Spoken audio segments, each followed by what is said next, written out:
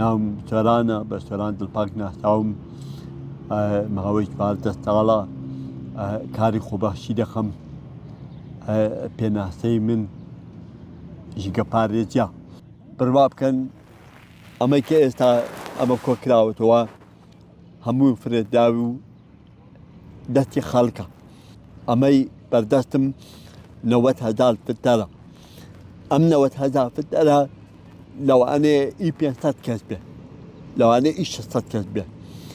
بەڵام ژینگەکان 100,000 پیس کردووە بۆیە دەبێ هاوڵاتیان بۆ خۆیان هۆشیار بن پەیوەندی نێوان خۆیان و کۆمەلگە و